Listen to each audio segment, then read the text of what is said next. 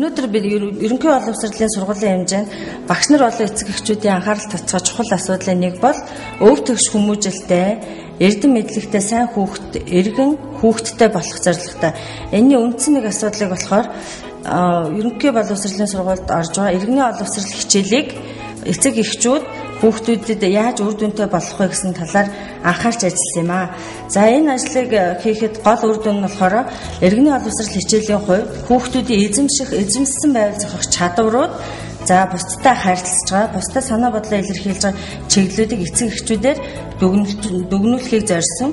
За энэ дүгнэлтүүдийг хийхэд эцэг эхчүүд одоо тодорхой хэмжээгээр оролцож байгаа идэвхтэй эцэг эхчүүд болохоор хүүхдийнхээ өдөр тутмын үйл ажиллагааг сар өдрийг нь тавиад 14 хоногийн хугацаагаар ингээд зургийг аваад хавсаргаж ингэж явуулж байсан. За зарим тэр бүр оролцдоггүй эцэг эхчүүдийг татан оролцуулахын тулд хичээллийн цаг дээр хүүхдүүдээр өөрсдөө бүтээл хийлгээд бүтээл дээр нь хүүхдүүдийнх нь үйл ажиллагааг дүгнүүлж бичүүлэхэд эцэг эхчүүдийн оролцоо харьцангуй нэмэгдэж байсан гэдгийг хэлгэсэн. Тэгээд үүнээс үндэслээд өргөний боловсрол төсөлт ажлын хичээлүүдийг эцэг эхчүүдтэй хамтран зохион байгуулж үр дүнгийн дүгнэхийн тулд иймэрхүү байдлыг анхааруул зүгээр юм өгсөн санаа хэлгэсэн юм аа. Баярлалаа.